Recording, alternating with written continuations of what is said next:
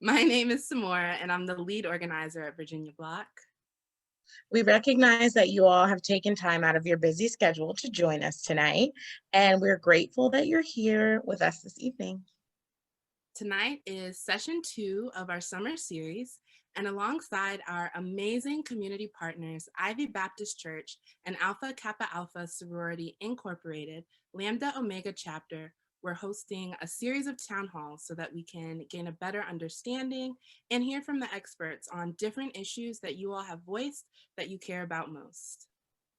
For those who are less familiar or new with VA BLOC, we want to extend a very special welcome.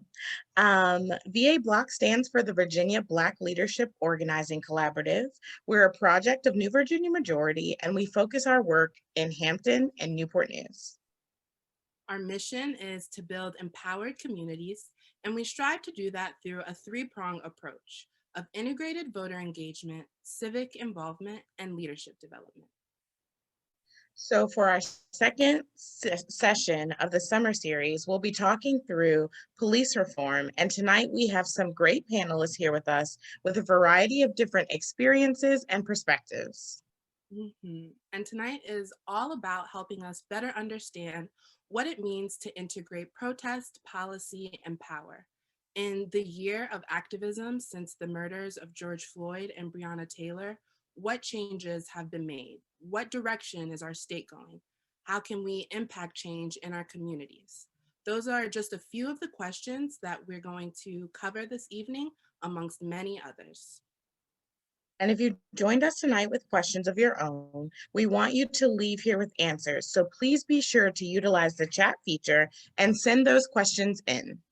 Yes, please, please, please don't be shy with asking any and every question that you might have. Tonight is all about us getting together to gain understanding and learn more about public safety and police reform. So don't hesitate to ask any of your questions. Now, without further ado, we're going to turn it over to Mike to talk a little bit more about our program this evening. Thanks so much, Samora and Q, and thank you all as well for joining us tonight. We all deserve a life of dignity, safety, and peace of mind.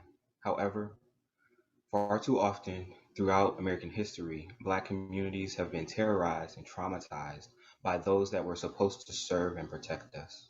The state-sanctioned murders of George Floyd, Breonna Taylor, and countless others led to global uprisings and sparked several conversations about policing and systemic racism in this country. Tonight we wish to continue this conversation and with the help of our panelists, learn about all proposed solutions to the practice of policing in America. VA Block, along with our wonderful action squad and partners throughout the Hampton Roads community and beyond, strive to build healthier communities. We believe that there are problems in our communities that simply cannot be solved with citations and arrests. We also believe that law enforcement should be held accountable when they overstep their boundaries.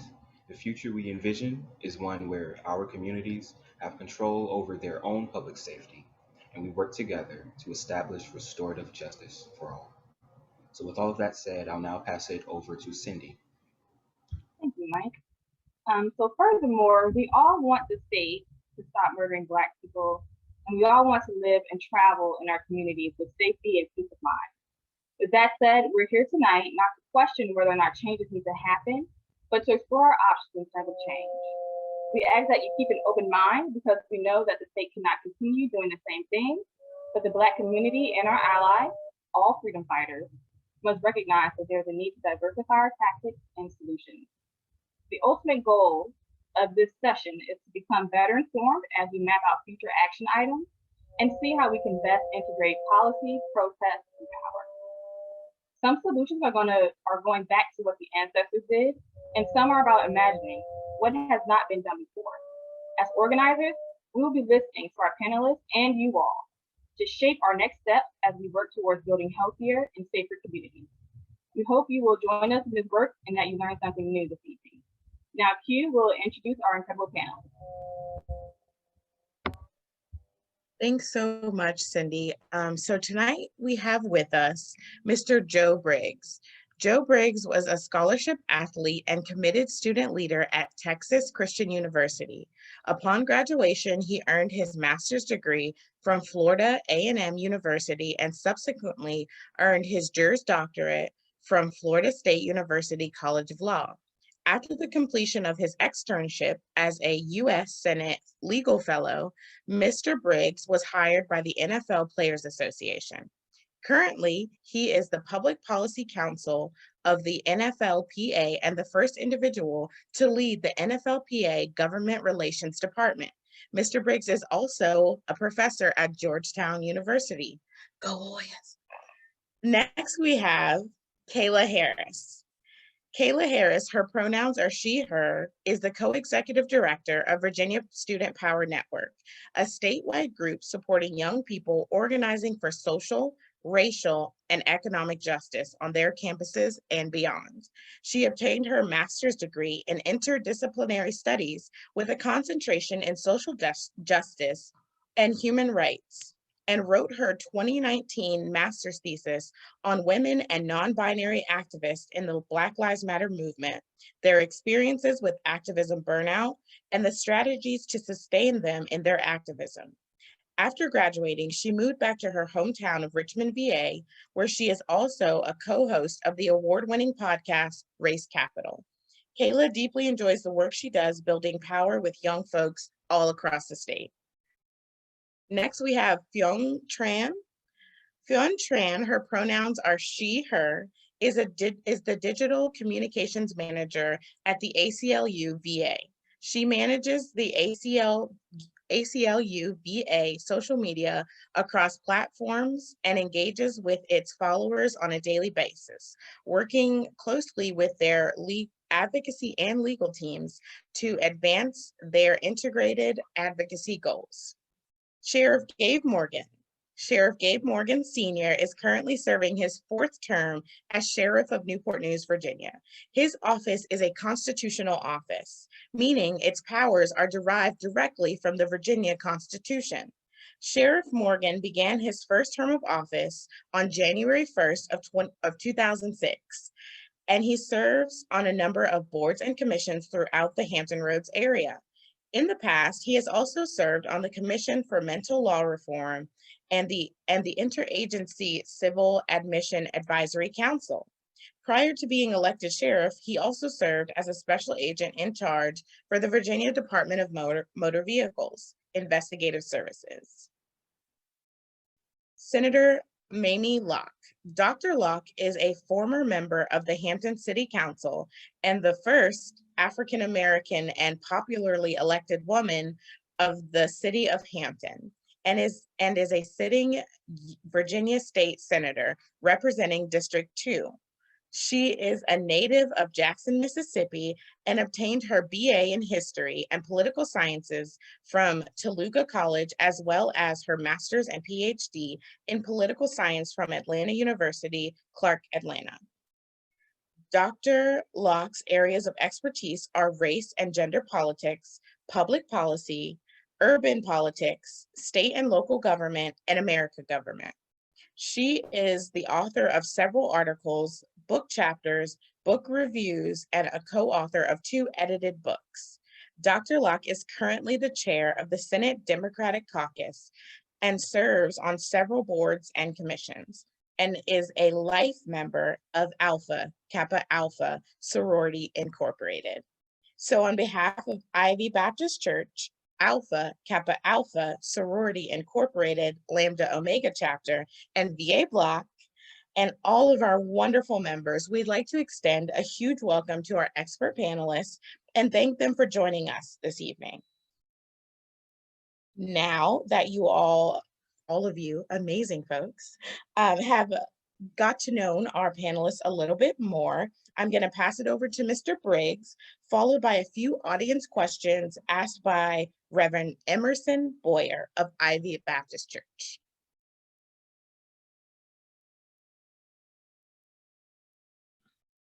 So first, thank you for that wonderful introduction. I'm humbled to share this panel with such great other people, right?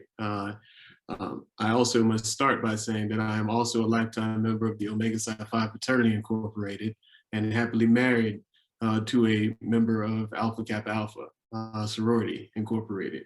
So just to get that out of the way, we are all good and covered off. As such, I want to get into why I'm here.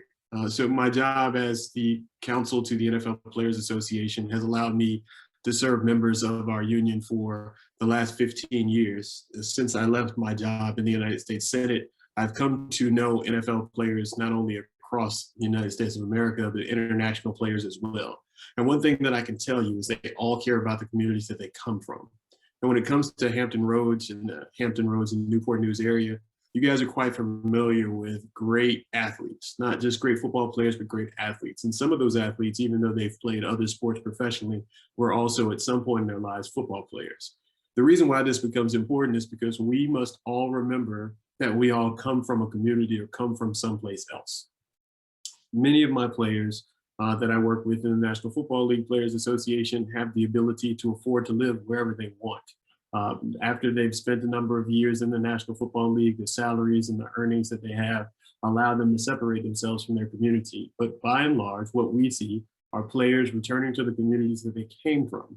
So when people ask me, why do these players care about these issues in their old neighborhood, I am often reminded that it is because they are still a part of that neighborhood. They still believe that old true saying that came from the African tribes we were all migrated to this country unwillingly from. I am because we are, and because we are, I am. And as such, the directive they've given me as public policy counsel is to go forth and look for ways that we can influence police reform. You've probably seen the work of the Players Coalition, a group of NFL players that got together and formed a bond across locker rooms so that they can go out and talk to their local elected officials about how they can influence and change state and local laws as it related to police and injustice. The first step in that work was for them to go on listening tours and talk to members of the law enforcement community to find out exactly what it is that was required of them to do their job. As a secondary step, they studied the laws that were on the books and tried to figure out if there were ways or things that could be changed to improve their neighborhoods and their communities. And the third thing that's been done is a coordinated advocacy campaign to make those changes reality and using their influence not only as people going into the offices of the legislators who would make those changes, but also going back into the community. And as any team would do, bringing those people with them as teammates on that journey so that they can get across the goal line and accomplish whatever it is that they were trying to make change happen with. What we've seen are two leaders take up that mantle, more specifically, Mr. Anquan Bolden and Mr. Malcolm Jenkins. Mr. Malcolm Jenkins and Mr. Anquan Bolden have led this battle because of personal reasons. Specifically for Mr. Bolden, he is also a family member of a person who lost his life during a police encounter while he was unarmed in South Florida. So it became a personal mission for Anquan to go in and look at ways that the change could happen. You probably noticed on a more large scale in the National Football League, the protest of men like Colin Kaepernick. But the Anquan Bolden protest and the Colin Kaepernick protest weren't the only protests that led us to this moment. In fact, in the world of football, not only at the professional level, but at the college level, since the 1930s and 40s, Black men who have been NFL players have been on the forefront of some of the protests around this country about the treatment of their communities away from the football field as well. Probably many of you have never heard the name of Haley Harding before, but Haley Harding was a former football player who led the protests in Los Angeles when the NFL wouldn't integrate back in the 1940s that led to the reintegration of the NFL in 1946. But part of the reason for his protest as a former player who had become a sports writer was also throughout the Los Angeles area, there were some interactions between the Black community and police officers in Los Angeles that were very problematic to him. And that protest led into him also protesting the city wanting to give the NFL team that was moving to Los Angeles a bigger and better stadium. And he combined those two issues together, knowing that people would follow the issue around football. And because of the changes he was able to make there, he would also be able to influence changes around policing as well. So you see there's a through line from the football that was done in 1946 all the way to the Colin Kaepernick protest that started around 2016. You're talking about over 70 years worth of advocacy in between the two, and still they're fighting against the same issue. And now here we sit 5 years later after Colin Kaepernick first sat on the bench and then was advised by another NFL player who actually was a veteran that taking a knee may be deemed more respectable by the military community. We are still seeing NFL players taking the same stance and continuing that same fight. Surely people thought that they would give up by now, but that I can tell you and I can assure you as a person who's worked with these guys in these communities is not something that they're willing to do and not something that they're going to do lightly. So what is it that the players are asking for? Mostly, the request is that the people in the communities actually receive service from the law enforcement community as well. What we've seen, what we've been shown through the videos and camera options that have been available to people over the last few years are interactions that do not look like service, or at least not service I'm used to as a member of a fraternity that provides service to my community. What we've seen instead have been numerous encounters that have led to victims being unarmed and not surviving that encounter in the way that it was intended, or at least the way the community standard should have seen it interact. What our players have continued to ask for is a review of qualified immunity. It is believed in our community that qualified immunity given to police officers allows them to go outside of what the bounds of serving and protecting should look like. By giving them an option to do and take on certain actions that allow them to know at the time that they do those things that there will be little, if any, repercussion for the actual doing of those things. And what our players have also asked for is for a comprehensive review of how budgeting is structured in those police departments so that the community can receive the resources that are necessary for mental illness and other response rates that can also be contained outside of a police officer interaction. This would free up police officers to actually do police work instead of reporting to mental health issues or other issues that are not requiring police work. And it may also lower the number of interactions that may lead to an outcome that we as a community would not and could not stand anymore. All of these things are part of an advocacy package that you'll see not only with our NFL players that are part of the Players Coalition, but also players that are not part of the Players Coalition that continue to do this work outside and on their own independently. Together, last year, you saw our players come out at the open of the season with specialty t-shirts to remind everyone that Black lives still matter. And this year, you should be on the lookout as we go into our preseason because we got something cooking again. As the chair of our social justice task force inside the NFL Players Association, I can assure you that while Juneteenth is a day that's going to come up real fast this weekend, and many people who celebrated it last year probably won't even remember it this year, that we will not allow that to be the same for us. That you'll see a number of organizations, including NFL players around the country, not only talking about police and police reform issues this Juneteenth weekend, but also as we go into our season with preseason camps opening at the end of next month, you'll probably see players being very vocal about that. Who are some of the players that have been vocal? Well, yes, Colin Kaepernick is currently not on an NFL team. He remains very vocal in the space. We've already discussed Malcolm Jenkins and Anquan Bolden, but let us not forget Kenny Stills. Let us not forget other players like Chris Manhertz and players of his stature that have come through for the people in their local community by not only going out into the community and walking with the people that they were with and standing shoulder to shoulder with them. But let's also reach back and remember Stedman Bailey, who was in St. Louis when the Rams were still there. And shortly after Mike Brown lost his life, was one of the first NFL players to come out on a protest during a game on behalf of Mike Brown with his hands up and began to proclaim that the officers should not shoot. And as a result of that, not only did he receive ire from across the spectrum of people that were witnessing him in his protest, but after that, he was continually followed by folks who were very upset about the fact that he supported the right of Mike Brown to at least have a prosecution if there had been a law not being executed in the streets of Ferguson, Missouri. So we don't plan to run away from this fight anytime soon. I don't plan on running away from this fight anytime soon. And I hope that it turns from a fight to a conversation, maybe even a policy conversation that we can have across the table.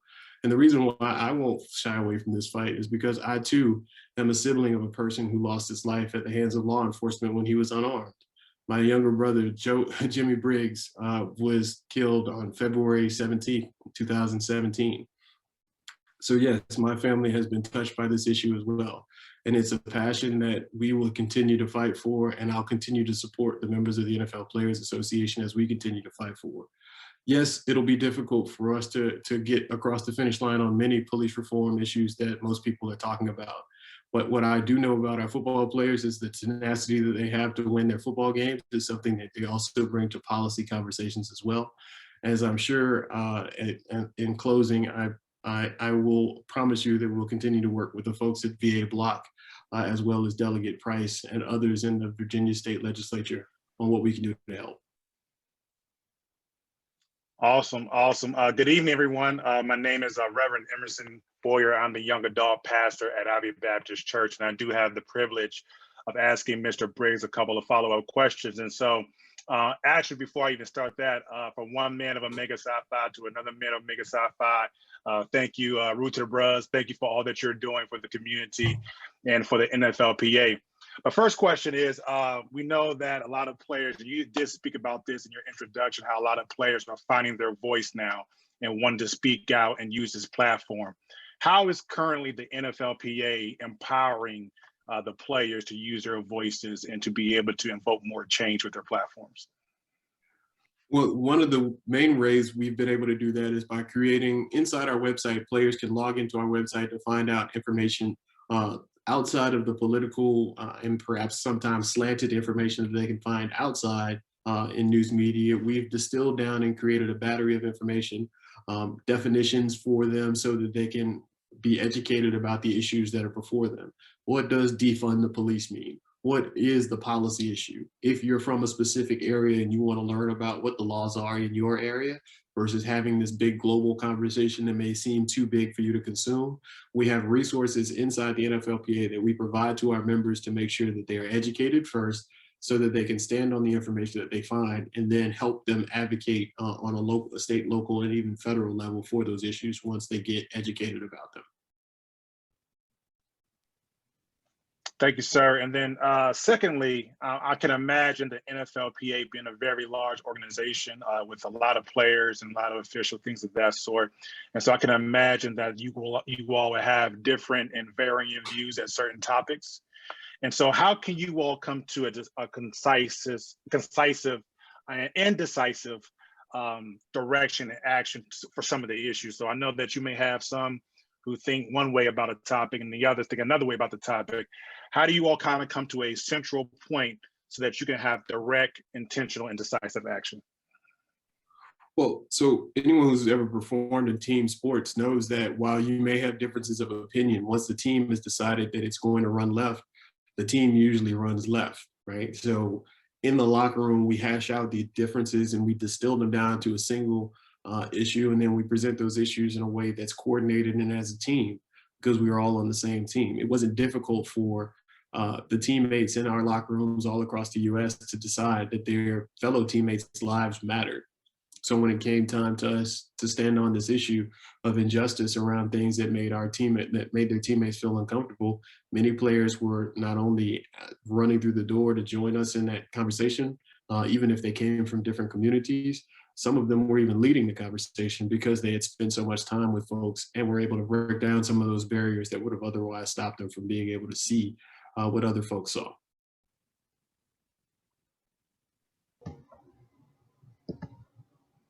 Thank you, sir. Yes, thank both of you. Thank you, Mr. Briggs, for your overview and insight on the players' activism in their communities. And also thank you to Reverend Boyer for asking such great questions.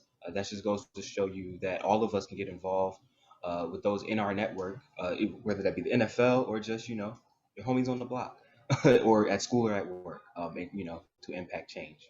Next up, we are going to hear from someone within our New Virginia Majority family, the co-executive director of the Virginia Student Power Network, Kalia Harris, followed by questions from our wonderful VA BLOC member, selfless advocate in the world of health and healthcare, with Ms. Zuleika Rivera. So take it away, Kalia. Hey y'all, and let me know, give me a thumbs up if my internet starts going out. It's been betraying me all day. So as y'all said, my name is Kalia Harris. Thank you so much for having me here. I wanted to talk a little bit about our work at Virginia Student Power Network as it pertains to public safety and some of our views and some examples of working without the police in our society. So I might challenge some folks in the room, but I hope y'all come with open ears and an open heart. So within Virginia Student Power Network, our members have been working on campaigns for years to divest from policing and invest in real solutions to issues our community faces. For example, for about 3 years, our students at VCU here in Richmond have been working on a campaign to remove police from their mental health dispatching system. So at first, when a student was experiencing a mental health crisis or even needed a wellness check, it would be the police officers that came to their door, and they were the first responders. And when our students started to advocate for this, the university's initial response was, let's increase funding for the police CITI training, which has been proven not to be sufficient or enough training to reduce police violence. They're like, let's just slap a few more hours onto their training. But what has happened is that our students have advocated further. They collected stories, they presented demands to their administration, and as a result of their campaign, VCU has committed to separating the police from the mental health dispatch, as well as working with the school's social work department and getting them involved in efforts to respond to crises. And so this is an example of what divesting from policing solutions can look like and investing in community-based solutions. At our organization, we work with families and individuals that are directly impacted by state violence, and we utilize a variety of tactics to achieve our goals, including direct action, leadership development, political education and mass mobilization, and civic engagement and legislative advocacy.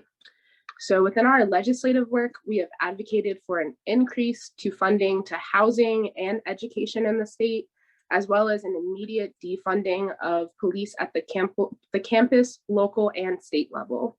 And so our members are working on all these levels to end relationships with their campus police departments and local police departments, as well as ending their continued collaboration with ICE, or the Immigrations and Customs Enforcement. I just want to be super clear that our organization envisions a community that evolves beyond policing and carceral solutions, and we advocate for the abolition of these systems through our work. We believe that police do not reduce or prevent crime from occurring, and it's been proven with data time and time again that crime isn't random, and most of the time it happens when someone has been unable to meet their needs. So really, to fight crime, we don't need more cops, we need more jobs, we need more educational opportunities, affordable housing, arts programs, community centers, mental health resources, and more of a say in how our communities function.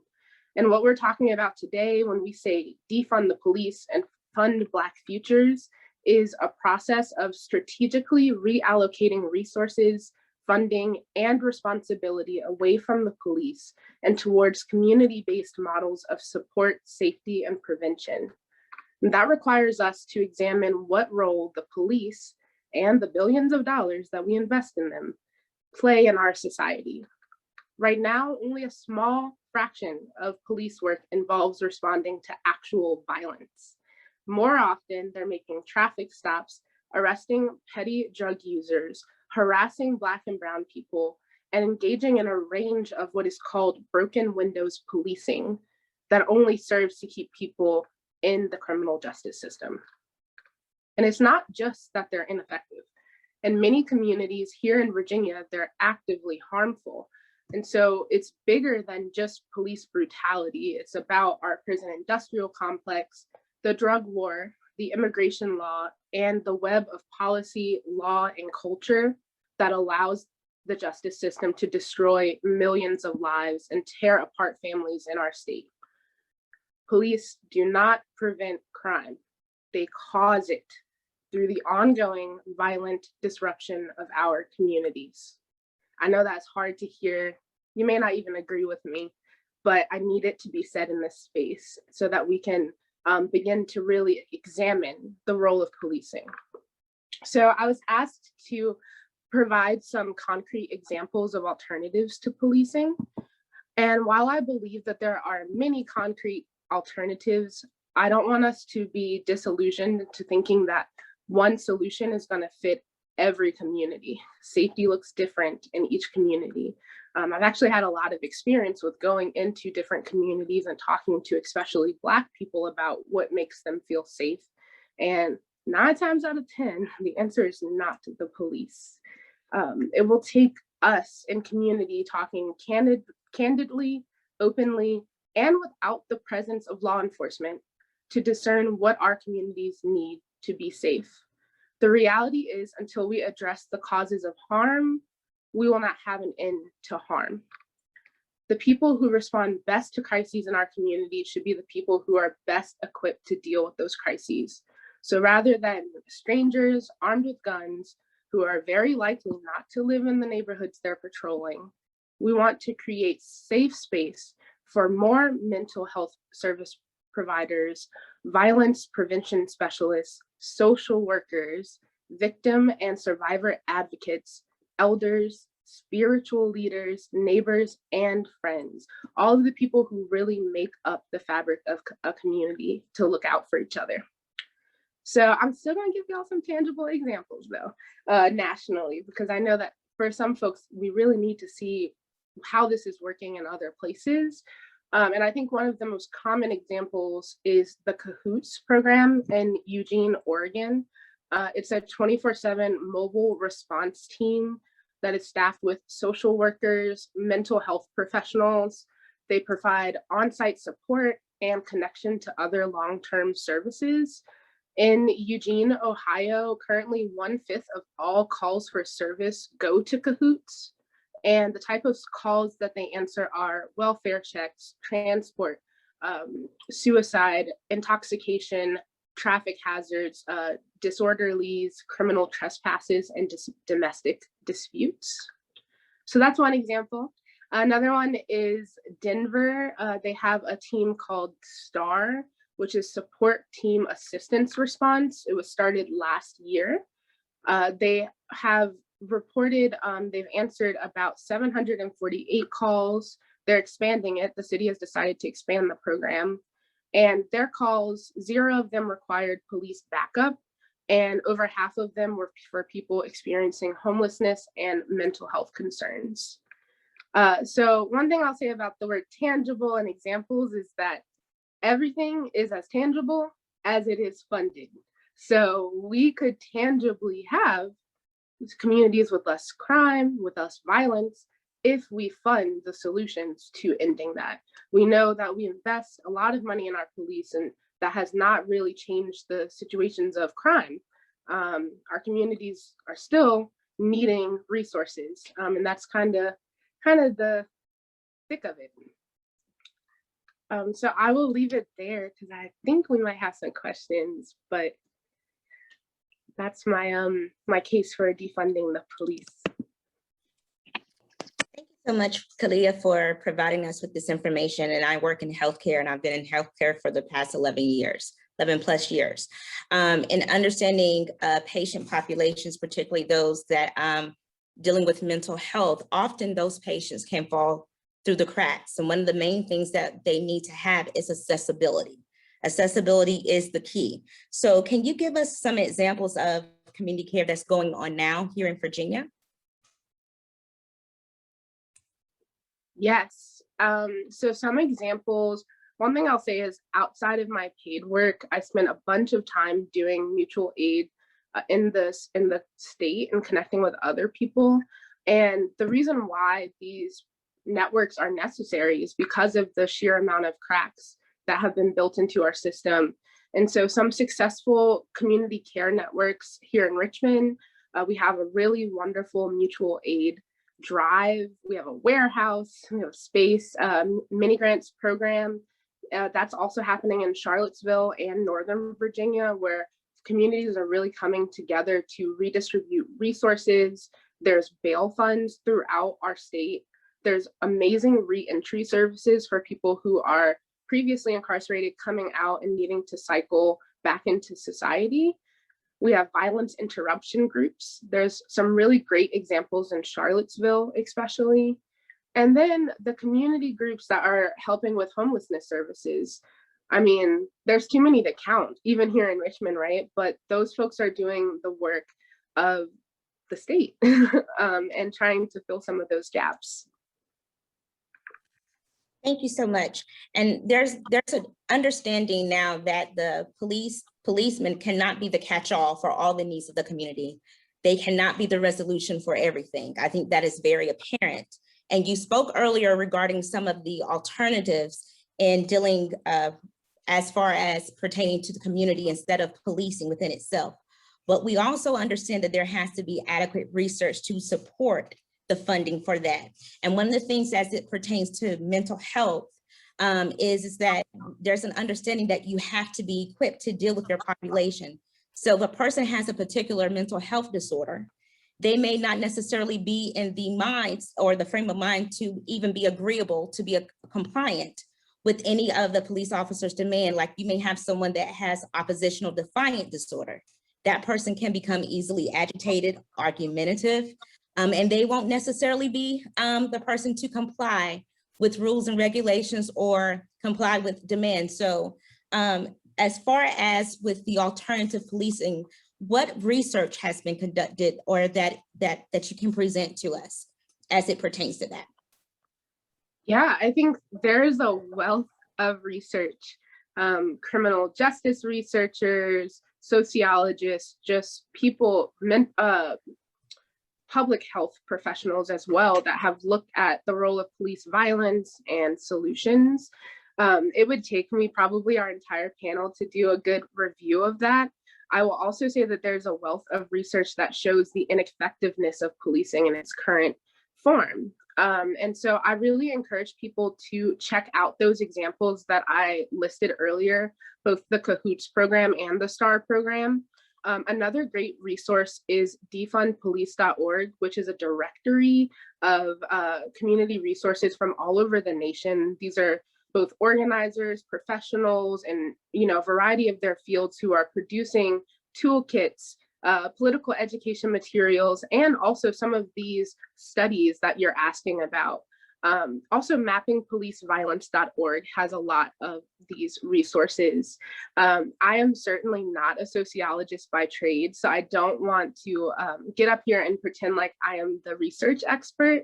But just upon prepping for this, it was not hard to find studies that show the effectiveness of alternatives as well as the ineffectiveness of policing. And I just wanted, this isn't necessarily what you asked, but I do want to share just some examples of those switches that have been proven through research and suggested as alternatives as we move forward. So things like removing police from accident response and traffic enforcement, switching those to traffic accident investigators, unarmed traffic monitors, for domestic and intimate partner violence, switching from using the police into using trained domestic violence counselors, de-escalators, and crisis intervention teams. For mental health crises, switching to mental health professionals, and of course, peer support. For homeless outreach workers, housing providers, and just straight up spending police money on housing, just straight up housing, right? For drug use and overdose response, switching to substance use counselors, street nurses, harm reduction sites, and peer recovery outreach. And then in terms of schools, y'all, I mean, there's just a wealth of research and data about the role of SROs in schools, SSOs in schools, and what can be done that would be much more helpful for students. So hopefully that's helpful, and you all are pointed in the right direction to check out more studies. Thank you so much. Yes, wow, just wow. Thank you, Kalia, for sharing about your work and for reminding us of the connection between crime and poverty and the importance of improving community care and support to combat crime. We also want to thank Zuleika, our wonderful member, for asking those really good questions centered around care and not cops for those in the community that need support, whether that be material or in terms of mental health support. Next, we're going to hear from Phuong Tran, and I hope I'm saying that correctly. And you can feel free to correct me when you get started. And she is the Digital Communications Manager at the ACLU of Virginia. And she will be followed by questions from the chair of the Connections Committee for Alpha Kappa Alpha Sorority Incorporated, Lambda Omega Chapter, and the leader of our VA Block Action Squad, Miss Valerie Price. So without further ado, take it away, Miss Tran.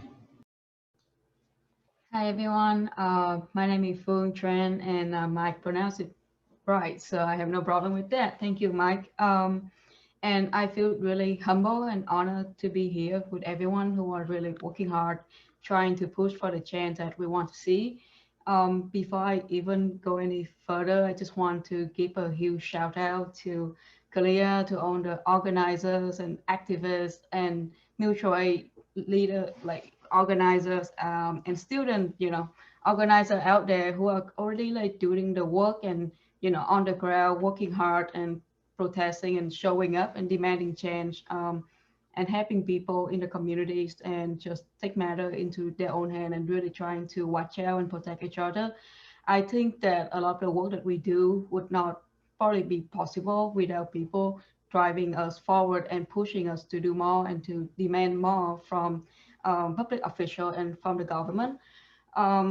So I'm supposed to talk about what we have done over the past year on police reform and what remains to be done.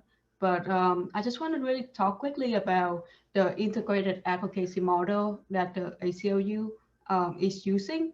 So here at the ACLU Virginia, we believe that we can, promote change to an integrated advocacy model, meaning that we do a lot of lobbying, we do a lot of litigation, aka filing lawsuit, and also we do a lot of public education and advocacy, working with the community, trying to, get them to care about the issues, get people to take action, get people to connect with their lawmakers and ask or demand the lawmaker to vote a certain way on the bill that we want to support. And on policing, I would like to just kind of take a step back and talk about our value, our vision, and the world that we really want to build. I believe that own communities, and especially communities of color, should have the resources they need to prevent the crisis that lead to 911 call and needless police interactions.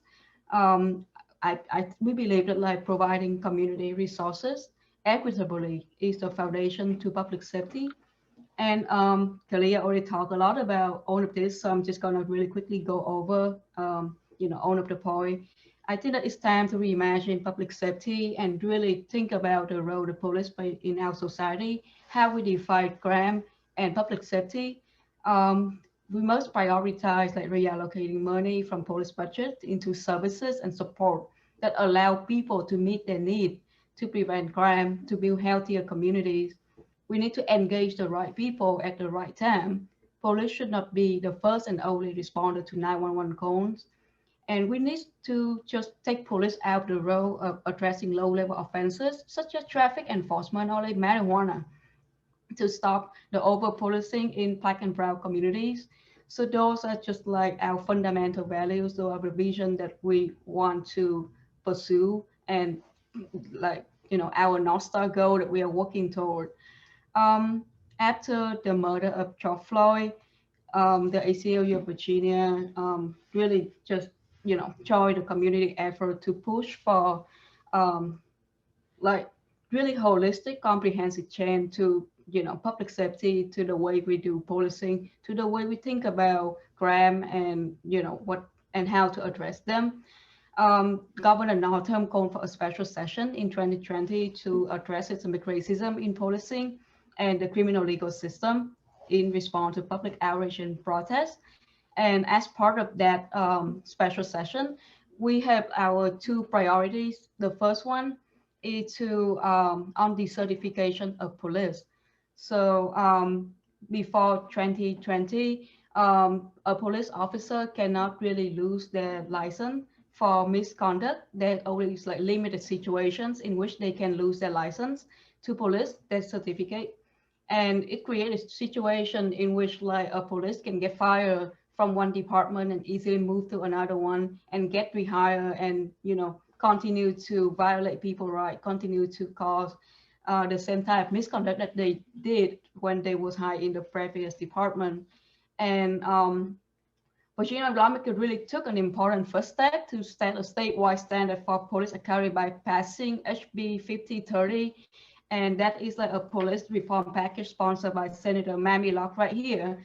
That includes like a whole slew of reform, such as like banning no-knock warrants, strengthening and expanding the circumstances that can result in police officer losing their certificate to police for misconduct, which is like one of our priorities. And then there are other really important reforms in that package as well, such as creating statewide standard of conduct that all officer must follow, and then having other measures to make sure that we are treating our police officer as professional like any other professionals, that they are supposed to be held to a higher standard, that they are supposed to be held accountable for the action that they do by their own department. And then after the special session in 2020, what remains to be done is that we need to make sure that community members and people affected by police misconduct have a say in the definition of serious misconduct, because a lot of those things need to be fleshed out, need to be defined, and the more specific they are, the better we are at holding police accountable and making the law more equitable for everyone. The law also established a diverse oversight board, as well as a working group with community, social service, legal, and law enforcement representatives. And we need to make sure that a majority of the working group will, you know, be composed of people who are not employed in the criminal legal system, and people who have direct experience with over policing and with the criminal legal system, so that the people most impacted, the people who are closest to the problem, is at the table to really, you know, define what serious misconduct means, to really define the, you know, standard for police statewide. And then another thing that the ACLU is working on is to really hold police accountable under Virginia law, in Virginia court, by Virginia jury and judges. Everyone know about qualified immunity. Is a federal doctrine that really make it impossible to hold police accountable when they hurt and kill someone.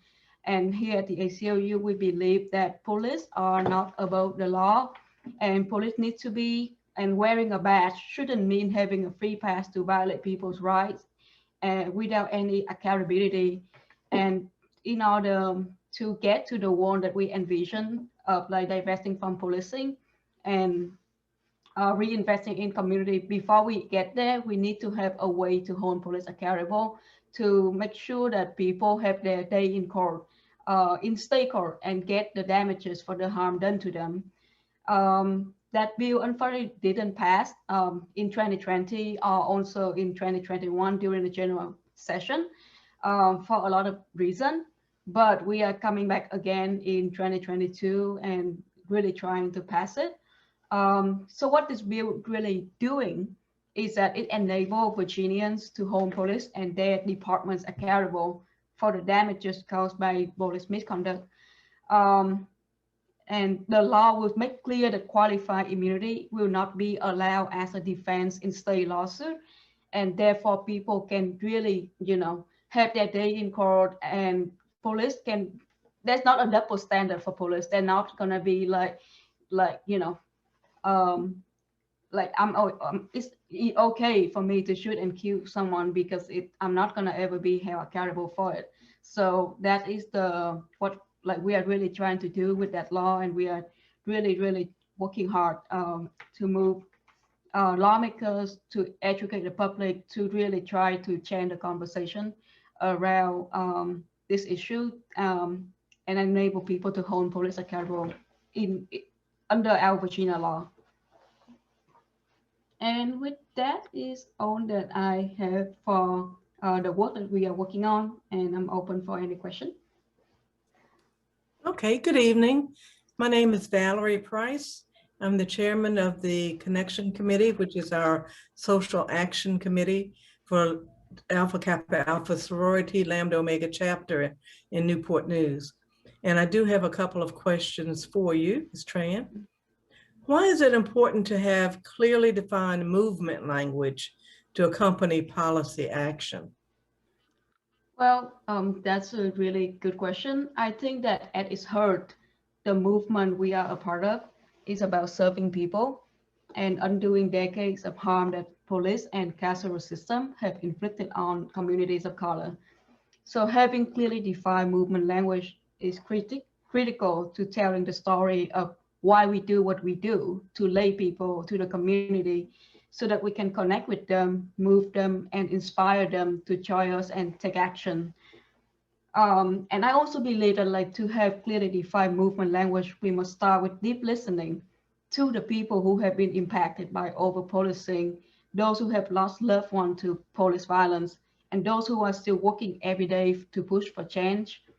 Too often, like when we do like lobbying, when we talk about the law and, and like talking about writing different bills and legislation, um, it's important not to lose sight of um, the values that are important in any legislation or advocacy we might pursue, because too often like policy changes just fall short of what the community wants and expect for a lot of reasons.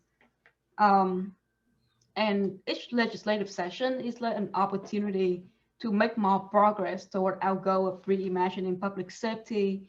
With this campaign, on police or with any campaign, like it's never once and done. It's important to know our values and what would get us closer to our values. And that is the clearly defined movement language that we need to really keep us going, to keep us, stay true to our goal and our mission. And it's just like I just cannot ever stress it enough that like we must not lose sight of like our goal and the people we are serving. With a few initial wins, we must really continue to use our voice to push lawmakers to vote in ways that actually help people and not just have lawmakers get re-elected. We really need to have clearly defined movement language so that we can keep doing the work that we're doing. And I just want to talk really quick about like our campaign to legalize marijuana, for example, because working with marijuana justice rights for youth, Justice Forward Virginia, and a lot of community members, and including the Virginia Student Power Network, we started with like a clearly defined movement language that we want to legalize marijuana, not so that people can smoke weed, but so that we can stop police from stopping people, from harassing people, from criminalizing people, and stopping like communities from being like devastated for decades. And therefore, like our campaign to legalize marijuana is about, stopping, taking the police out of the business of enforcing marijuana law. It's about really getting people out of prison, really thinking about expungement, really thinking about way to ensure that people can get back on their feet, and to really think about like reinvesting revenue, tax revenue from marijuana sale back into the community and making sure that the communities have the resources that we need. A lot of these points have been like, discussed by Kalia in a much better, more compelling way. But that's just kind of like, that's the language that we started with. That's our vision. That's our North Star goal. And as we, head into the legislative session in 2020 and in 2021, sometimes we have to, have compromise. Sometimes we have to like try to convince or like make clear to lawmakers that like these are our values. We are not gonna budge on it. We're gonna come back next year and demand more and making sure that we legalize it right. So that's just kind of like an example in a way that, having a clearly defined movement language help us stay true to our goals, stay true to the people that we want to serve, so that next year when we come back on marijuana legalization, we're gonna work to end the open container provisions so that police cannot just stop people and say that, oh, I see an open container of marijuana and I can search your car, or like end the criminalization of young people, that like if you're under 21 and get caught with pot, the consequences can be far reaching for you. So those are things that still need to be done and that we are coming back again. And it's important to really think about our work to legalize marijuana under the bigger picture of reimagine public safety, and really reinvest in community. Okay, very good. Thank you. And the other question is, any tips for how to get buy-in on your message, especially for a more sensitive topic such as public safety and policing? I do social media, so this is a great question, and I'm happy to just share like a few tips that I use for myself. So the first one and the most important one is to know your audience. It's really critical to have a clear understanding of who you are communicating to. And within like, the communication world, we usually say that there's no such thing as a general public. We need to know who and what we want people to do. And knowing your audience will help you tailor your messaging, thinking about your distribution channel, and own all the aspect of your communication plan to your targeted audience, so that you can really, move them to take action and really connect with them on a more personal level. Another tip is to really lead with shared values. Communication research show that like people are more receptive to unfamiliar arguments when they are framed by shared values. So leading with shared value remind people why our effort matter and worthy of believing in. So for example, our work on policing, to lead with value is to just say that like we believe that we need to reimagine public safety, that people need help and support and resources, and if they meet those needs, like there will be fewer crime and we will all be safer that way. So like those are things that everyone can agree on, and if we lead with them, it's easier, to bring people together under one shared value. And we can talk about policy, we can talk about our differences, we can talk about anything else, but we need to bring people to the table first and invite them to the conversation. And another tip is to really tell a story. Storytelling is a critical tool to connect with people and engage with them. However, how we do it really matters. Too often, like we focus on the plight of the individuals, but research also show that like exclusive focus on such stories suggest to people that they should solve the bulk of their problem themselves without outside intervention or support.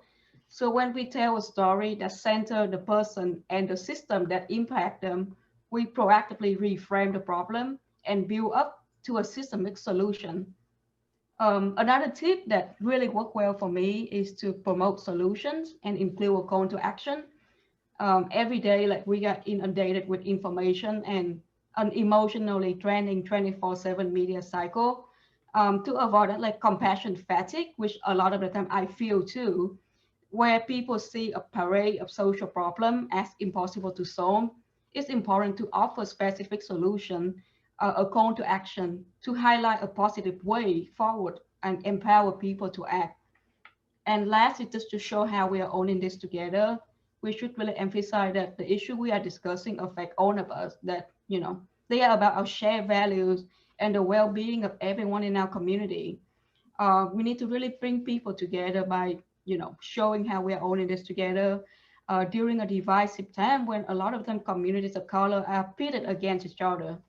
And it means, like, for example, showing how divesting from policing and reinvesting in direct resources for the community help not only the people in need, but also the safety and well-being and the rights of everyone in the community.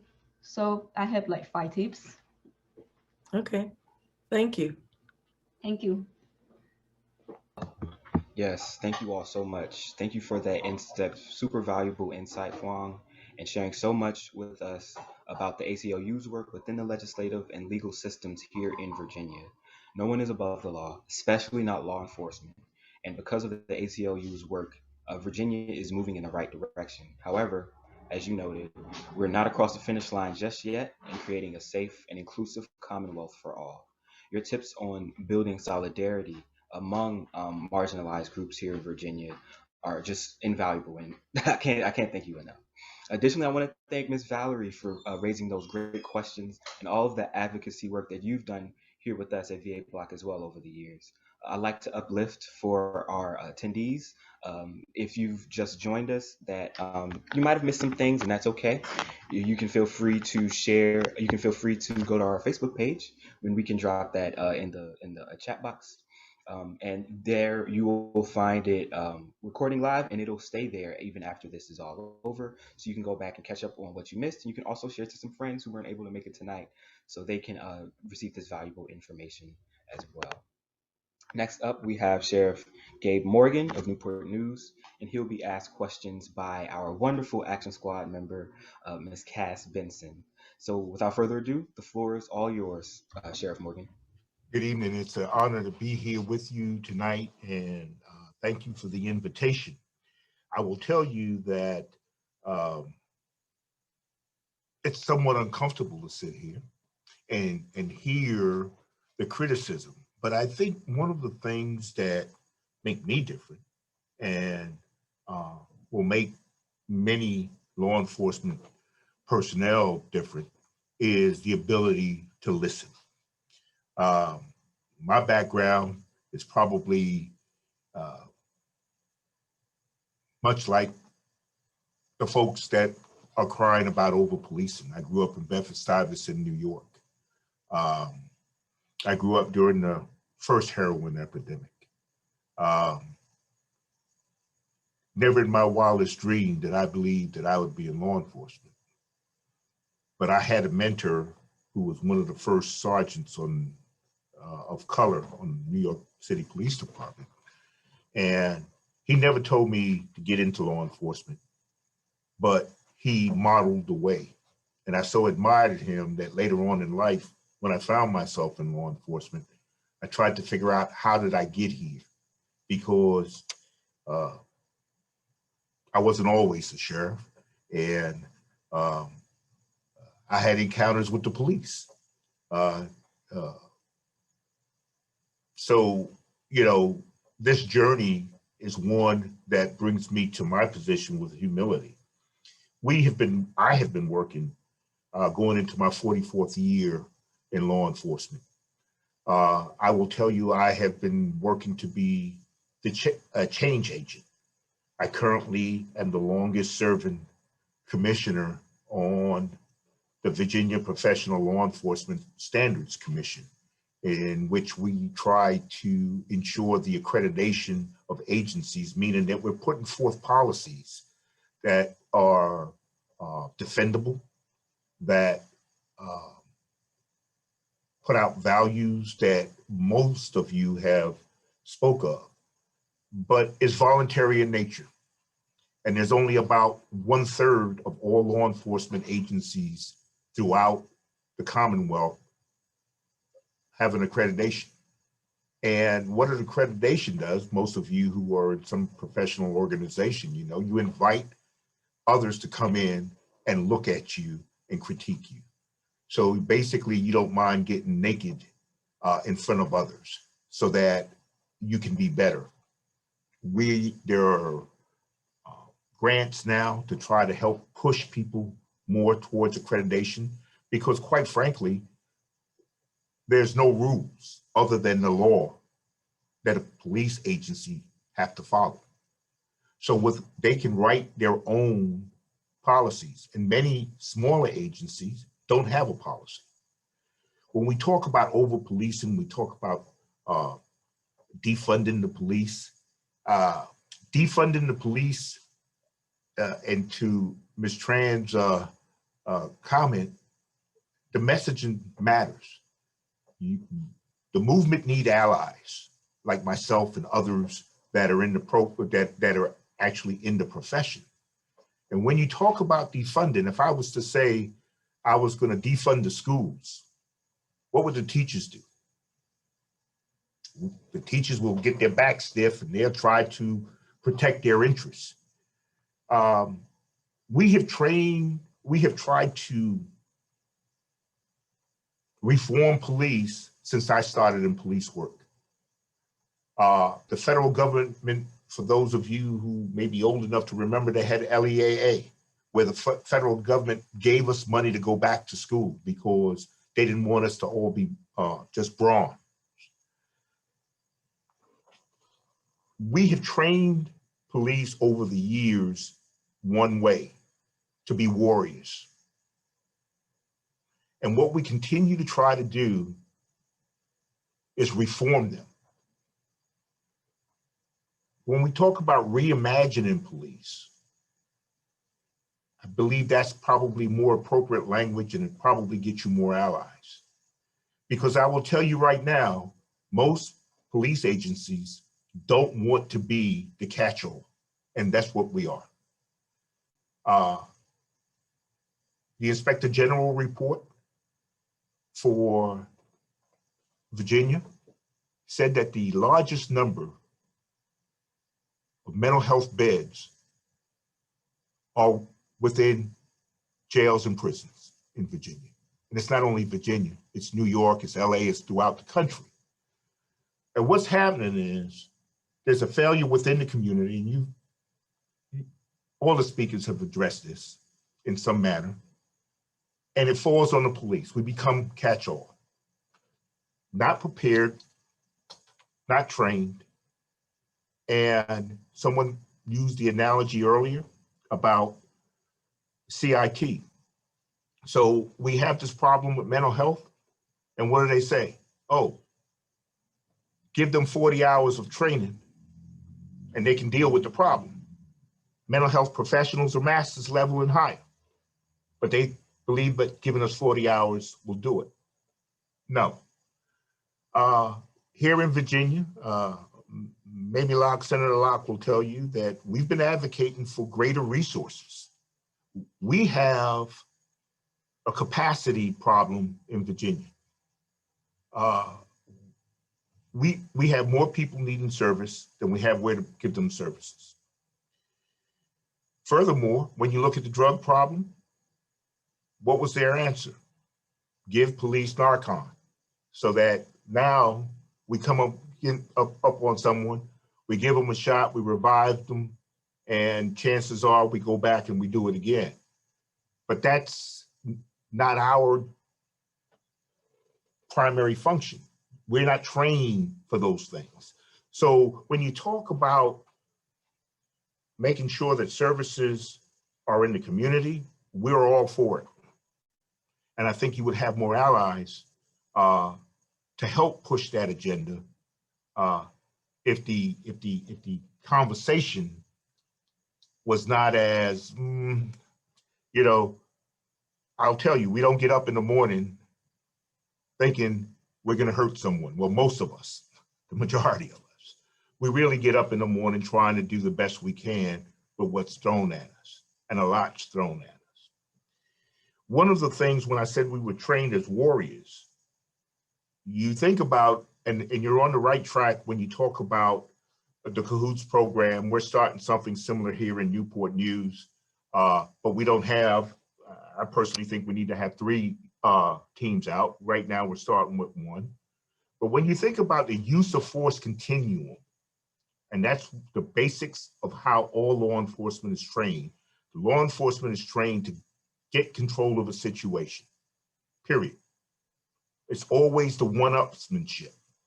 And the use of force starts out with just the officer present. So if the officer can be there and that's enough to gain control, that's fine. After that, it's verbalization. You know, the officer is given some sort of command. Then the next level is empty hand control. So you're using your hands at that point to put someone in a hole, do something, move them, whatever. Then it's less lethal, which is the tasers, pepper spray, batons, all those kind of things. And then the last one is lethal force. Well, think about it this way. If someone has a stick, the way officers are trained is not that you pull out a baton and you sword fight that person with the stick. You always go to the level above it. So for you to try to reform that,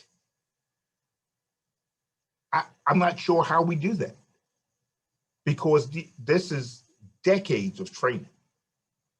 So when we talk about what do you want police to respond to, we begin to really get on the right track. You need to get them out of things that doesn't require control. Now, you know, you're gonna need police. This country, we have too many guns. We have a gun epidemic. It's a public health issue right now. I am tired of the deaths. And the focus needs to be on reducing the violence while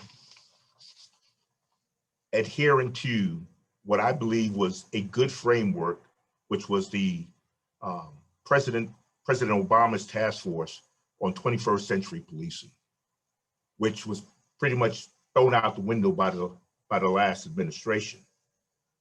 So I'm saying these things to say, I support you. I support the direction. I think we're over-policed. We definitely are over-incarcerated. But one of the things that we do is when we talk about reentry, my reentry efforts set forth a concept that if you've ever been justice involved, not that you're getting out of jail today, but if you're ever justice informed, it could involve, it could have been 5 years ago, and you don't have a job today, you can come back and our caseworkers will help you get a job. It doesn't matter, because we understand that public safety is about taking care of those basic needs. We don't have funding for drug programs, but 2/3 of everyone that gets incarcerated has some sort of substance abuse issue. And most people don't think that it's important to address that. We take money out of HIDE to do that because we understand the importance of that. And until some of those things are mandated that it be done and funded along with the programs in the community, you're gonna still have the same results. You're gonna still have the same results, because if we lock someone up and they're an addict and you do nothing about it, when they get out, they're still gonna be an addict. And the question is, how do we overlay those programs in the community as well as in the justice system to ensure the best outcomes? And someone talked about traffic enforcement. I was in Germany in the 70s. The Polizei didn't run around chasing cars and stopping them and giving them a ticket. There was this thing we call blue stamps. You be speeding, they took the picture through electronic devices and they sent you came on blue paper, and that's why we called it blue stamps.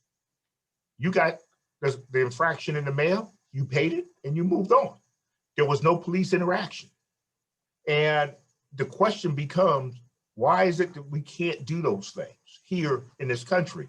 And one of the reasons is because of the opposition from certain quarters. And that goes back to one of the things that I admire about what you guys do. And that is, you have to advocate for the type of government you want. And part of that is we have to find a way to draw districts where we choose our elected official, and the elected officials aren't choosing their voters. And until we find a way to do that, we're not going to be able to move forward on some of these issues, because, you know, traffic enforcement cameras, if you want to slow people down, once they start getting that, think about where their red light cameras are, and everybody knows where those red light cameras are. We reduce accidents in those intersections because they know it's there. We put cameras on buses to stop officers from racing past the buses and to make sure we have more enforcement. So there are a lot of things that we can do and we can work together. And I heard someone said, you know, you don't need to have law enforcement at the table when you're talking about these things. I would differ with you.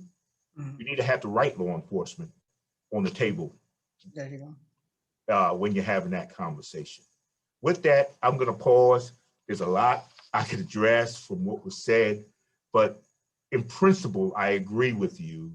I just think that there's some refinement in some of the concepts, but we can get there with the right conversation.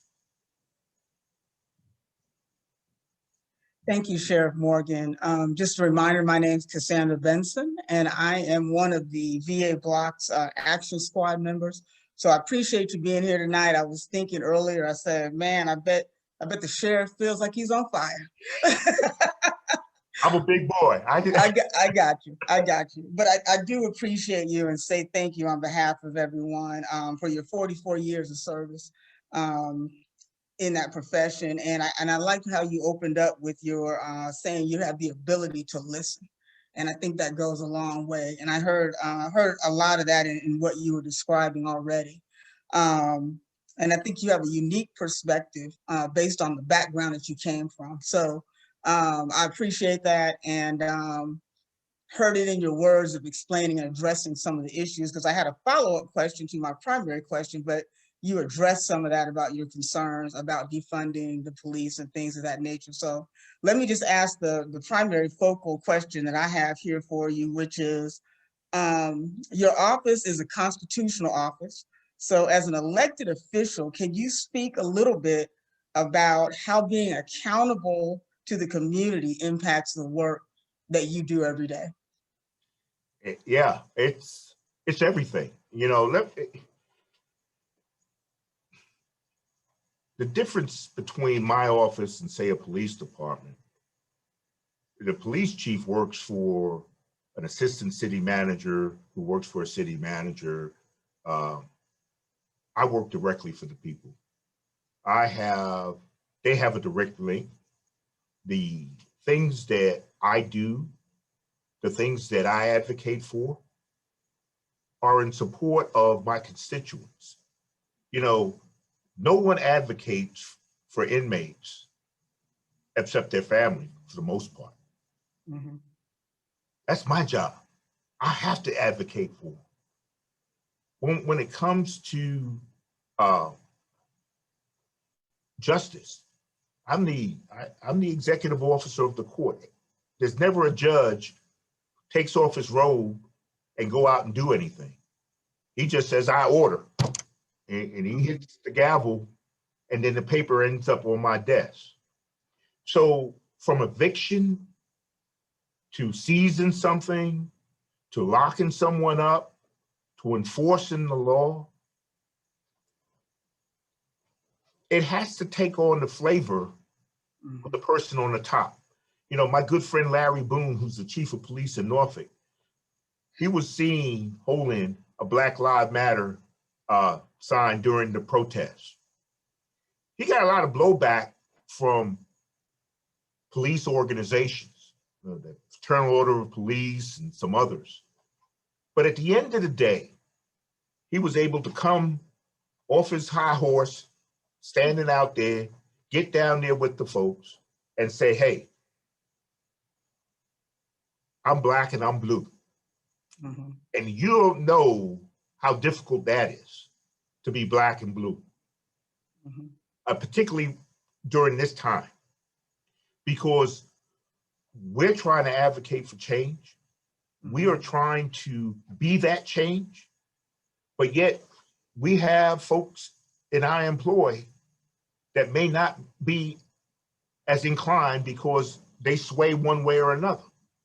But we have to make it work. And at the same time, we may not be readily acceptable to people in our community simply because of our profession, not because of who we are. And one of the things that I believe that's really different is that trust. My folks know me. They know what I stand for. And I'm gonna call balls and strikes. If it's wrong, I'm gonna tell you it's wrong. I'm gonna tell you how I'm gonna fix it. If we mess something up, I'm gonna tell you we messed something up. And I go directly to the people. I don't hide. I'm always out there. And that's the difference. While many agencies out here have 100 vacancies and all that, I have 6 vacancies. And that's because not only do we take care of the employees, they feel like they're making a difference with the community. And that's the biggest difference as far as I'm concerned with a constitutional officer position. Now, there's some constitutional officers in other parts of the state that I'm gonna tell you right now, I think they're bat doo-doo crazy. Okay? And they talk crazy. So again, it is the person at the top and what their philosophy is and how they push that down within their organization, and if they are in tune, truly in tune with their community. And, you know, I'm fortunate. I'm getting ready to start my 5th term as sheriff. I've been offered to do other things, but I love what I do, and I use this office as a platform to be a change agent. And, you know, I take pride in it. Okay. Thank you for your leadership, Sheriff. Appreciate it. Yes, thank you all so much. Thanks to you, Sheriff Morgan, for your transparency and your compassion that you shared with us. You shared your story and your why with us, and I think that really resonated. It definitely resonated with our panel, and I hope it resonated with our attendees as well. I'm sure it did. Even with all that's going on across the country and the state with policing and law enforcement, you showed us why firsthand, why you're still such a respected and well-regarded community leader. And also want to thank Ms. Cass for asking that question that was centered around who different law enforcement agents are accountable to and how that impacts their service in the community. Now, we're not going to hold you much longer, but for our final panelists, we're joined by Senator Mamie Locke, the current state senator for District 2 of Virginia, and likely the state representative for many folks here with us tonight. I know she's mine. After her remarks, Ms. Karen Bazemore-Person, a member of Alpha Kappa Alpha Sorority Incorporated, Lambda Omega Chapter, will ask Senator Locke a few more questions from you all's pre-submitted panel. So take it away, Senator Locke. Thank you very much, Mr. Daniels, and good evening, everyone. It's a pleasure to join you here this evening. And I've been asked to talk to you a little bit about Senate Bill 5030 and thank you, Ms. Tran, for that hand clap. And before getting into it, I don't know if Mr. Briggs was still here, but I want to give a shout out to the NFL because we were getting a lot of pushback on the criminal justice reform and police reform legislation that we were doing in the legislature.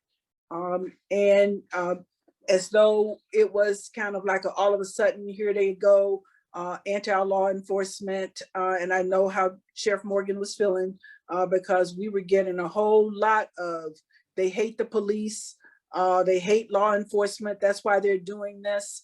And I don't even know why the legislature is coming up with all of this stuff because nothing that happened, like what happened in Minneapolis, happened in Virginia, or anything that happened in Louisville happened in Virginia, nothing that happened in Georgia happened in Virginia.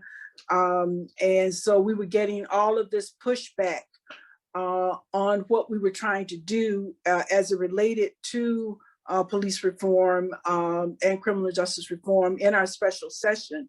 Then I got a call to say, how about having a conference call with the Players Association with the Washington football team? They want to get on board with what it is that you're trying to do. And they're supportive of what it is that you're trying to do. We already had the ACLU, and thank you, Ms. Tran, and those at the ACLU were already saying, we're on board. We think what you're trying to do is great. The NAACP and Virginia New Majority and everybody else was saying, okay, we're on board. And some of these pieces of legislation that was pieces that was in Senate Bill 30 that I'm going to talk to you about, we had already tried years before.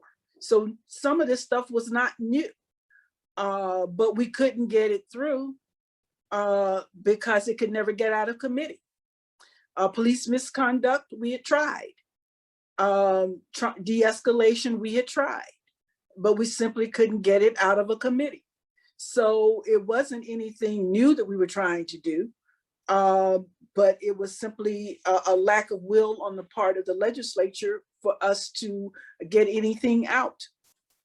So we finally had an opportunity to get some of this stuff addressed and get a fair hearing in the legislature. So, and it wasn't about, I finally had to stand up on the floor of the Senate and talk about the fact that this was not about defunding the police. It was not about hating law enforcement. And I finally had to stand up and say, you know, what happened to George Floyd, and what happened to Breonna Taylor, and what happened to Ahmaud Arbery, you know, wasn't because something happened 1,200 miles away. You know, Virginia was not immune to those kinds of activities. Those kinds of things did happen in Virginia. And I stood up and called the names of individuals to whom it had happened in Virginia, and incidents of people where it had happened in Virginia. So sorry, folks, and I'm those people that Gabe Morgan didn't want to call their names. Yeah, some of his fellow constitutional officers are the people who said that. Yeah, it did happen in Virginia. So what does Senate Bill 5030, which basically is entitled Policing Reform, what did it do? It went through a lot of changes from the time that it was introduced to its final iteration. And we did a lot of talking, a lot of discussion. And one of the things that Sheriff Morgan mentioned had to do with accreditation of departments. That was actually in my original bill as one of the requirements for law enforcement departments. But my fellow legislators on the House side took it out, you know, but that was one of the things that those of us on the Senate wanted to see happen, because we thought that it was something that would be beneficial to law enforcement departments to have themselves accredited, that it would make for a better department. But it was taken out because we tied it to 599 money. That is, if you want your 599 money, get yourself accredited, you know. But our House folks said, oh, well, they would see that as defunding the police and we're trying to run for re-election. So we said, okay, whatever, we'll take it out. But anyway, this is what Senate Bill 5030 does. My bill was it was considered to be an omnibus bill. So it was very comprehensive. It included a lot of pieces. And we decided that on purpose on the Senate side, because we didn't want to have to introduce 25 bills. So we put all of these pieces into one bill. And so what 5030 does is the bill requires the Criminal Justice Services Board to adopt statewide professional standards of conduct that would be applicable to all certified law enforcement officers and certified jail officers. That is, they all have to adhere to the same standards of conduct. And it prohibits no-knock warrants, what we ultimately ended up calling Breonna's law. It also prohibits neck restraints, the kind of chokeholds that happened with George Floyd. So that is prohibited in the Commonwealth. It also prohibits, it requires that a law enforcement officer has to intervene and render assistance if he observes another law enforcement officer using the unlawful use of force. So those officers who stood around and watched what happened to George Floyd occur and they did not intervene, that is unlawful in Virginia. If they simply stand around and watch it happen. The bill also provides that any sheriff or chief of police or any director or chief executive of any agency or department employing a deputy sheriff or law enforcement officer who engages in misconduct, they have to disclose that to another law enforcement department if that person is trying to get another job. That actually is legislation that had been proposed before, but it could not get a hearing. So, and that's keeps a person from job hopping, who has been an individual who had been guilty of misconduct in one department from job hopping to another department, but had been guilty of misconduct or excessive force in one department. So they can't go job hopping and taking that someplace else. So that information has to be disclosed. The bill also requires candidates for employment to undergo a psychological examination, prior to being hired. And the bill adds requirements for training in de-escalation techniques and the lawful use of force to the compulsory training standards developed by the Department of Criminal Justice Services.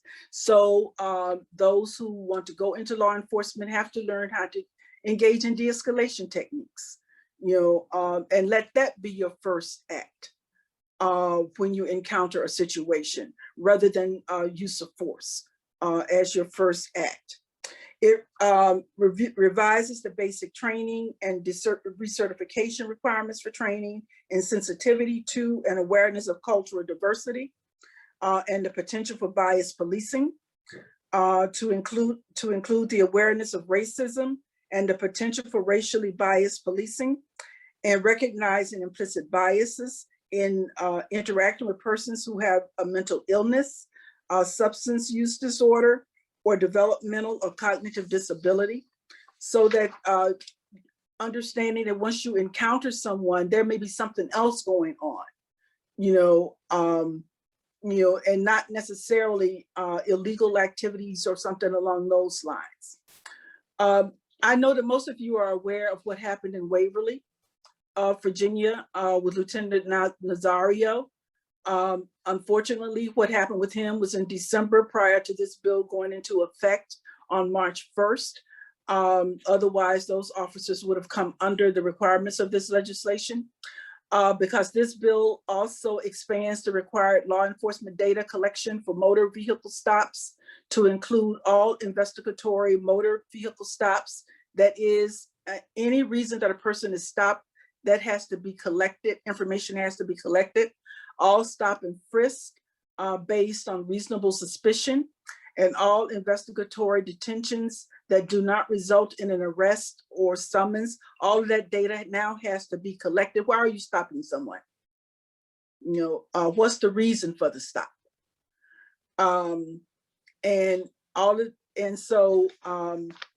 He allegedly was being stopped because you can see his license plate. But once he got to a lighted area, you saw where it was. Why did it escalate to the point that it did?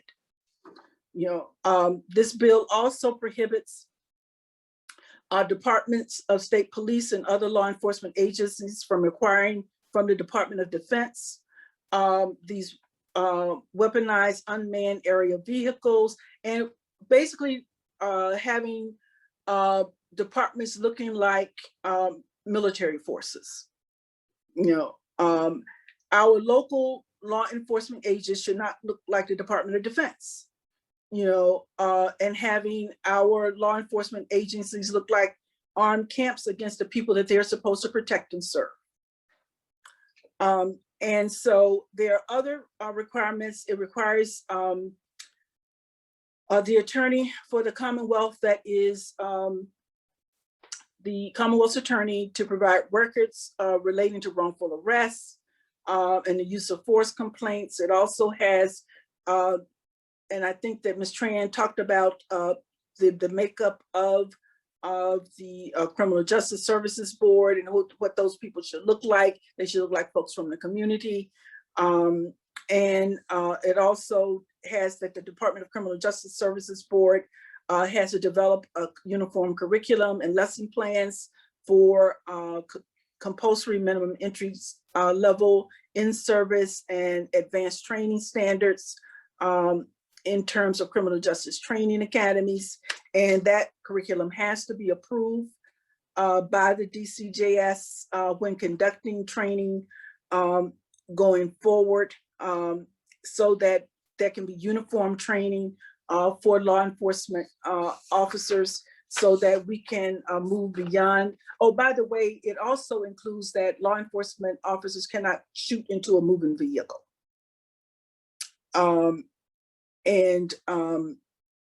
Unless there is some reasonable purpose for doing so. If there's no reasonable purpose for shooting into a moving vehicle, the officers cannot do so. And that the use of deadly force has to be the last resort, the absolute last resort. And that's what SB 30 calls for. It's a very comprehensive piece of legislation, and it was passed by both the Senate and the House and ultimately signed by the governor and went into effect on March 1st, with the exception of the data piece, which goes into effect on July 1st of this year. And that's it. Senator Locke, just real quickly, I just want to thank you, because one of the things that, I don't know if you covered it, I didn't hear it, was the decertification of officers. Yes, yes. I meant to cover that when I talked about the misconduct and the disclosure of misconduct. As sheriffs and chiefs, we were powerless unless they were convicted of a crime, decertified them. And yes, even though we wanted to get rid of them, and even if we did, that didn't stop someone else from hiring them. And I just want to personally thank you, because that helped us deal with those that don't need to be in this profession. Yes. Well, thank you for that, Sheriff Morgan, on your work in trying to get things on the right side of what should be done. And Senator Locke, thank you for staying the course on this tough work surrounding Senate Bill 5030. One question for you: what can us everyday citizens do to help push those on the fence legislators in the right direction? One of the things that happened as we were trying to move this legislation forward was we kept getting this message from some of our fellow legislators of, you're anti-law enforcement, you're anti-police. They're out there putting their lives on the line every day for us, and you're pushing this negative legislation against them. So the message needs to be that this had nothing to do with being anti-law enforcement, and there are absolutely great law enforcement officers out there. This has to do with rectifying, and I think Sheriff Morgan just said it, there are bad apples out there, and we need to make sure that individuals, there are people who do not need to be in law enforcement, and so that the message that needs to go out is it takes people who want to be a lawyer 7 years to become a lawyer, 8 to 10 years to become a doctor. But you give somebody the license to take somebody's life, less training to do so. So then we need to make sure that we are providing the best resources and the best training possible. And that's what this legislation, that's what we as members of the legislature were trying to do, was to provide the best training necessary for individuals who are going to be in a position basically to take somebody's life. We're providing the best things necessary for these individuals to be out there on the streets, to interface with you and me as a citizen, to protect and serve, not to as your first course of action to take a life, you know. So we want there to be the best training necessary. We want there to be the best resources necessary. So we want you to understand that this has nothing to do with not liking police, you know, not liking law enforcement, you know, or being anti-police or not wanting to defund police or anything along those lines. We want people to understand that and I, you know, one of the things I finally had to say is I want to be able to get in my car and drive down the street and go home and get there safely, you know, and not be stopped just because I look like I do, you know. And so, and if you don't understand that, then yeah, I'm going to call you out for being a racist, you know. And if you can't handle it, you know, I'm sorry, get over it, you know, because every day we were hearing all of this stuff about, oh, you know, calling Black Lives Matter folks, you know, the mob, and, you know, we're letting racists out and we're letting the mob out. I said, I haven't heard anybody on this floor on my side of the aisle say anything about mobs, you know, anything about, you know, defunding the police. I only hear that from y'all. You know, only thing I hear is about training, about, you know, professional standards of conduct, you know, about certification, you know. And we want you all to understand that we want our children to come home alive.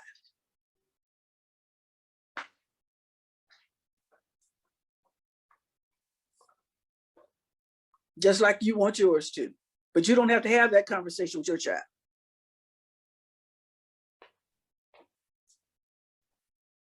Thank you, Senator Locke, and all of our amazing panelists and question askers tonight. We really appreciate you being here and all of you sticking with us. Even though we're a little over time, I just wanted to give a shout out or tell you that you can stay connected with our work and what we are doing by going to our website, va-bloc.org, or following us on our social media. We will put all of this information in our follow-up email, so please, please, please be on the lookout for that. And yeah.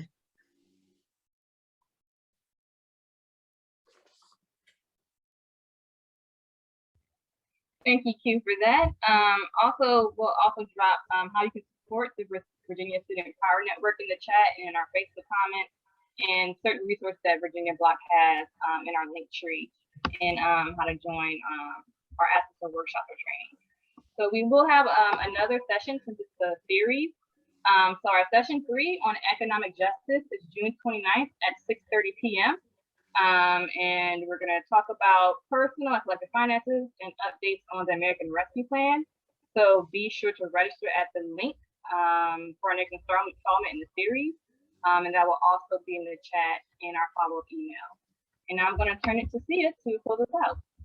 Yes, thank you all so much. We want to thank you again for joining this conversation. Lots to talk about. I want to say thank you again to our panelists, Joe Briggs of the NFL Players Association, Kalia Harris of the Virginia Student Power Network, Phuong Tran of the VA ACLU, Senator Mamie Locke, Sheriff Gabe Morgan of Newport News, and our partners, Alpha Kappa Alpha Sorority Incorporated, Lambda Omega Chapter, and Ivy Baptist Church. And thank you to our question askers, Reverend Boya, Zalika, Cass, Valerie, and Karen, and to our Virginia Bloc members. And of course, to all of you that attended this evening. You know, Virginia Bloc and our partners are intergenerational, from diverse lived experiences and of course a variety of perspectives. And that was what was so key about tonight's conversation. But we do want to let you know, we're going to have a part 2, and we're going to dive a little bit deeper in connecting the dots between public safety, policing, and justice reform in one of our later town halls. So please stay tuned for that information. We hope you learned something new. We hope you had an interesting and engaging evening. And when we end this, there will be a link for you to answer 3 quick questions that helps us in our planning for our next sessions. As we said earlier, the summer series are to help us learn more about the important issues, and it will inform our future advocacy work to build healthier communities. So our next steps will be the work, and that work needs you. So if organizing is your lane, we really do invite you to join us. But seriously, if you've never done anything like this before, we are here to teach and learn with you. The changes that we seek won't just happen. We have to fight for them. So please sign up at va-bloc.org and at the links that we have in the chat. So we hope you had a great evening with us, and we hope to see you soon on June 29th for our next conversation. Thank you all so much, and good night.